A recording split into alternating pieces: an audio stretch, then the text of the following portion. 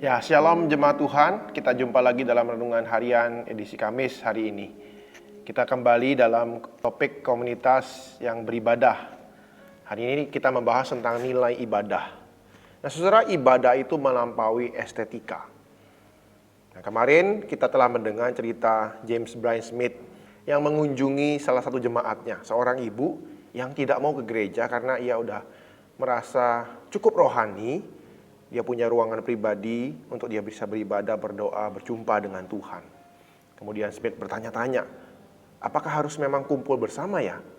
Apakah ibu ini benar bisa beribadah secara sendiri bersama Tuhan? Nah, kemudian Smith mendapatkan sebuah penjelasan dari sebuah kesaksian dari seorang tokoh yang bernama C.S. Lewis tentang pengalamannya beribadah kepada Tuhan. C.S. Lewis adalah seorang ahli literatur. Dia seorang sastrawan, dulunya ateis. Ia meragukan Alkitab, tapi hanya percaya kepada Yesus Kristus. Nah, saudara, setelah Lewis bertobat dan menerima Tuhan Yesus, ia tidak ke gereja. Nah, Lewis berkata, saya bisa beribadah secara pribadi. Saya bisa baca buku teologi, saya tahu buku teologi, saya baca Alkitab. Saya tidak suka himnenya mereka. Itu puisi kelas 5 yang diiringi musik kelas 6. Nah, karena Lewis bisa menikmati musik-musik yang indah, komposer-komposer yang hebat pada waktu itu. Namun setelah Lewis pergi ke ibadah, ia melihat manfaatnya. Ia bertemu dengan orang-orang yang berbeda. Beda penampilan, beda pendidikan. Dan akhirnya membuat keangkuhannya itu terkikis. Ia melihat ada seorang bapak yang sederhana, tapi gairah dan cintanya luar biasa kepada Tuhan. Nah, ini menolong Lewis bisa hanya merasakan keagungan Tuhan melalui seorang bapak yang sederhana itu. Nah, ibadah sekali lagi bukan tentang estetika, tapi karena kasih Allah itu terus berdetak, berdenyut dalam setiap pribadi yang datang menyembah Dia dan bersekutu bersama. Memang, saudara, ada kalanya ibadah itu membosankan. Apalagi kalau kita datang kepada gereja-gereja yang terpencil, kekurangan SDM, ataupun daerah-daerah perkotaan, pinggiran, ada beberapa gereja-gereja kecil, mereka tidak dapat berbuat banyak. SDM terbatas. Atau kita mungkin datang ke gereja-gereja yang sudah punya tradisi yang lama. Dalam pengalaman yang Smith di Amerika Serikat, ia melihat ada kelompok-kelompok usia tertentu yang menghilang dari gereja karena melihat gereja itu membosankan bagi mereka, tidak relevan bagi komunitas mereka. Nah, itu usia 18-20 tahun itu mulai berhenti ke gereja. Masa-masa ini disebut pakar itu masa-masa yang hilang dari sebuah generasi. Nah, saudara, menurut Smith tidaklah tepat ketika kita memaksa seseorang datang ke gereja. Nah, ada orang-orang tertentu yang bergumul datang ke gereja. Nah, daripada kita membuat orang itu merasa bersalah dan memaksa mereka ke gereja, lebih baik kita berjuang dan terus memberitakan kepada mereka pentingnya ibadah itu. Mereka perlu mengerti betul arti ibadah dan betapa nikmatnya ibadah itu ketika kita lakukan dengan sungguh-sungguh di hadapan Tuhan. Ketika kita menikmatinya di dalam Tuhan. Nah, sebenarnya saudara, dalam tradisi Yahudi, format ibadah itu terus berkembang dari zaman ke zaman. Dari zaman Yahudi itu chanting. Chanting itu seperti zaman sekarang kita bisa lihat dalam sholatnya orang Muslim. Nah, seperti itu saudara. Nah, mereka chanting, mungkin juga ada diiringi oleh musik. Kemudian chanting itu berkembang menjadi himne. Nah, kemudian himne juga berkembang menjadi puji-pujian yang kita nyanyikan sampai sekarang. Dan itu terus berkembang. Nah, meskipun format ibadah itu bukanlah tujuan utama, bukan berarti format ibadah itu tidak penting. Nah, mari kita melihat format ibadah yang kita lakukan di dalam ibadah-ibadah kita di hari Minggu. Secara singkat, kita akan melihat apa tujuannya, apa maknanya. Nah, saudara, pertama-tama kita akan membahas tentang salam. Nah, salam ini penting sekali. Salam ini disampaikan kepada semua jemaat supaya kita itu menerima kehadiran orang lain. Kita bisa saling menerima. Tidak peduli kamu berada di mana, kamu akan selalu diterima dan merasa seperti di rumah sendiri. Karena memang itulah rumahmu. Dimanapun gereja Anda beribadah. Mungkin Anda pergi keluar kota, bisnis, bekerja, Anda pergi ke gereja lain. Nah, salam ini menolong kita menikmati hal itu. Kita diterima sebagai saudara dalam Tuhan. Kemudian pengakuan dan pengampunan dosa. Nah, saudara, dalam pergumulan kehidupan kita, seberapapun keras usaha kita untuk hidup berkenan kepada Tuhan, kita akan berhadapan dengan kegagalan untuk mencapai kesempurnaan. Dan seiring berjalan dengan waktu, kalau kita akhirnya sampai pada kondisi tidak tahan dan membutuhkan tempat untuk mencurahkan perasaan, maka datanglah kepada Allah dengan jujur. Dan disinilah kita membutuhkan tempat dan waktu untuk mengakui kegagalan kita. Nah, pengakuan dan pengampunan dosa itu kita praktekkan dalam ibadah kita. Supaya kita bisa sadar bahwa kita manusia yang lemah. Kita butuh kekuatan pengampunan daripada Tuhan. Dan ujung dari bagian ini adalah pengampunan dosa.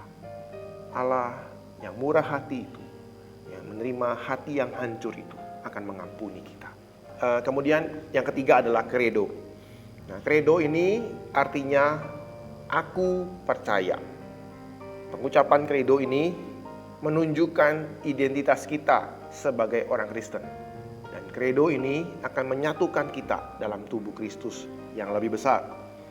Nah, gereja kita mendeklarasikan pengakuan iman rasuli, hukum terutama, dan 10 hukum.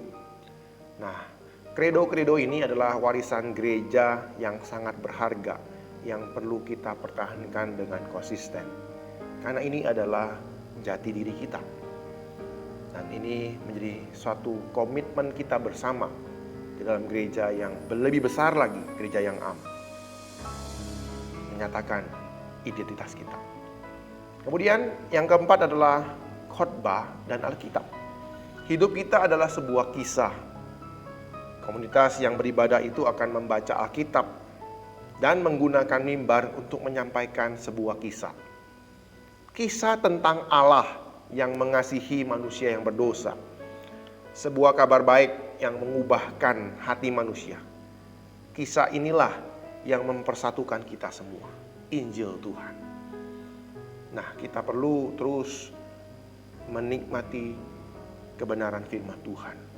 Firman Tuhan yang mengubahkan kita. Khotbah-khotbah yang disampaikan berdasarkan Injil Tuhan. Dan biarlah melalui Alkitab dan khotbah kita dipersatukan bersama-sama. Nah, kemudian perjamuan kudus. Perjamuan kudus merupakan simbol yang menyatakan segala sesuatu tentang komunitas Kristen. Perjamuan kudus mengingatkan setiap orang Kristen bahwa mereka adalah bagian dari komunitas yang kekal karena persekutuan dengan darah Kristus.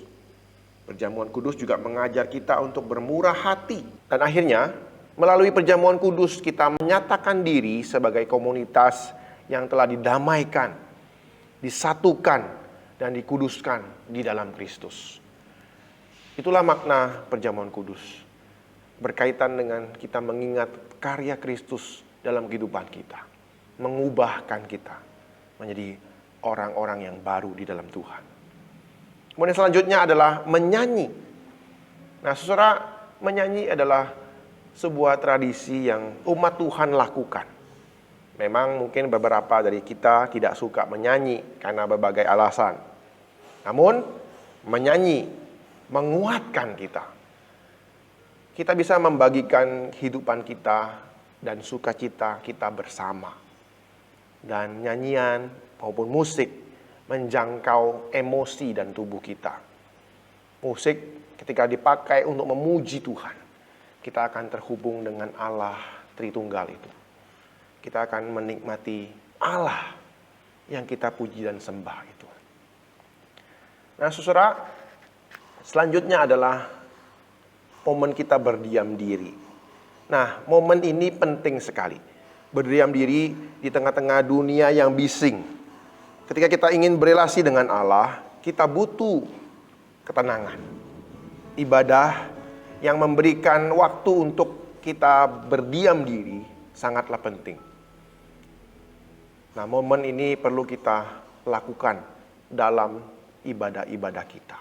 Merenungkan firman Tuhan dan menolong kita mengambil keputusan untuk melakukan firman Tuhan. Kemudian selanjutnya adalah memberikan persembahan. Memberi persembahan akan menolong kita melepaskan keinginan untuk kita egois. Untuk kita percaya kepada materi-materi dalam dunia ini. Kita akan ditolong untuk tidak mementingkan diri sendiri. Belajar percaya kepada pemeliharaan Tuhan. Karena memberi adalah ibadah juga. Nah, saudara, kita dalam perjalanan kehidupan kita di dunia ini, dunia itu akan selalu menggoda kita supaya kita mementingkan diri sendiri. Wah, gak cukup nih, gak cukup. Selalu bilang gak cukup, selalu gak bilang gak cukup. Namun memberikan persembahan, melatih kita, memberi di dalam berpartisipasi dalam kerajaan Allah, mengembangkan pemberitaan Injil di dunia ini, di gereja kita. Terakhir, doa berkat dan pengutusan. Nah, bagian akhir ibadah adalah pengutusan. Nah, jemaat pulang dengan membawa berkat Tuhan. Nah, seringkali kita dengar pendeta akan menyampaikan firman Tuhan seperti ini. Tuhan memberkati engkau dan melindungi engkau. Tuhan menyinari engkau dan memberi engkau kasih karunia. Tuhan menghadapkan wajahnya kepadamu dan memberi engkau damai sejahtera. Nah, kalimat ini mengingatkan kita untuk kita menerangi dunia yang gelap ini. Setelah kita diundang untuk masuk dalam ibadah Tuhan bersama-sama dengan Tuhan. Di akhir ibadah kita diutus kembali ke dunia. Menjadi saksi Tuhan, menerangi dan menggarami dunia ini. Kita telah mendapatkan kasih karunia Tuhan, anugerah Tuhan, berkat Tuhan, hikmat Tuhan, firman-Nya. Dan sekarang kita diutus ke dunia. Nah, sekali lagi saudaraku, ibadah adalah sebuah undangan, bukan kewajiban.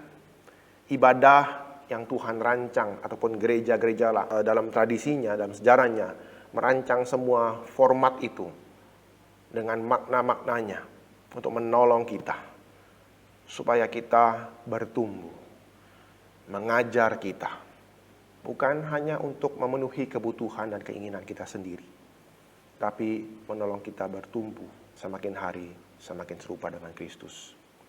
Semoga kita semakin dikuatkan belajar mencintai Tuhan, menikmati Tuhan, mengagumi Dia dan menyembahnya. Selamat menjadi komunitas yang beribadah kepada Tuhan.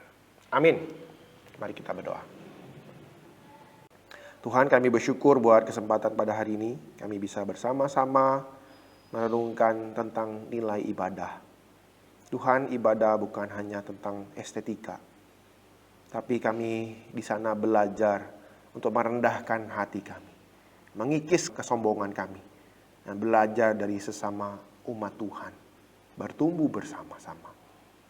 Dan ketika kami boleh mengikuti setiap jalannya ibadah, kami boleh memaknainya Tuhan, momen demi momen, sehingga kami boleh bertumbuh di dalam Tuhan.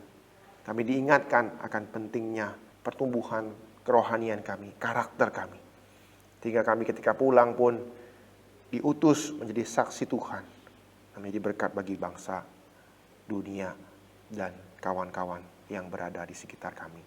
Terima kasih Tuhan Yesus.